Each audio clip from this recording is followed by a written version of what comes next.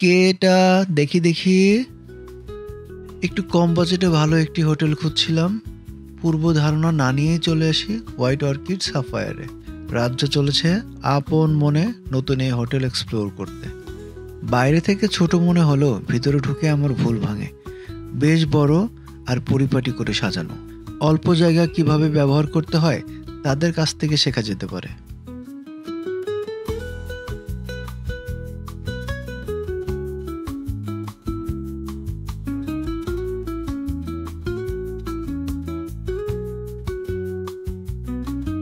Welcome drinks নিয়ে সে ব্যস্ত।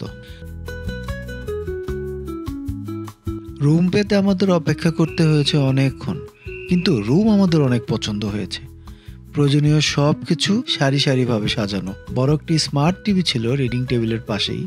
রুমে বসে অর্ডার করতে পারবেন রেস্টুরেন্টের খাবার। দাম সম্পর্কে পূর্ণ ধারণা নিতে পজ করে দেখতে পারেন ভিডিওটি।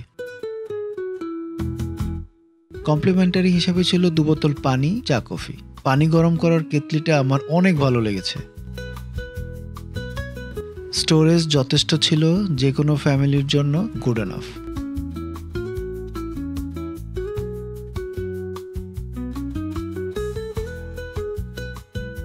বারান্দায় কোনো স্পেশাল ভিউ পাওয়ার কথা নয়, কিন্তু পার্ক দেখতে বেশ ভালো লাগছে। বাথরুম ছিল আরো সুন্দর, নিট অ্যান্ড ক্লিন। নর্মালি যে জিনিস থাকার দরকার সব ছিল উইথ প্রপার ব্র্যান্ডিং।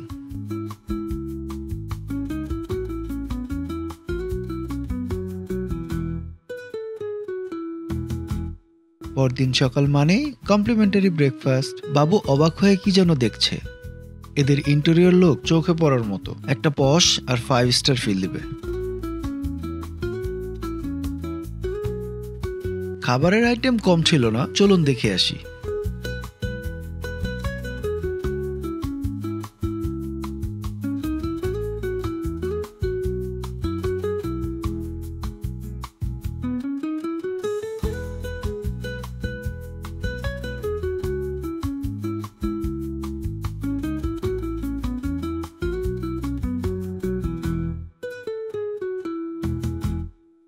অনেক সুন্দরভাবে সাজানো খাবারগুলো দেখতে ভালো লাগছে, কিন্তু খাবারের স্বাদ দেখা দরকার এখন।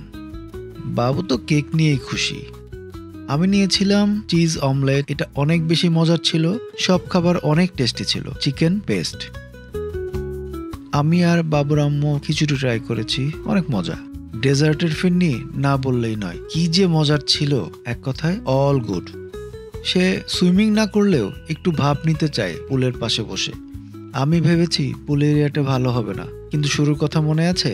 এদের ইন্টেরিয়র সেন্স অনেক ভালো, আমার অনেক পছন্দ হয়েছে। যদিও আমরা সুইমিং করিনি, অনেক টায়ার্ড ছিলাম আর চলে যাবার সময় হয়ে যাচ্ছিল।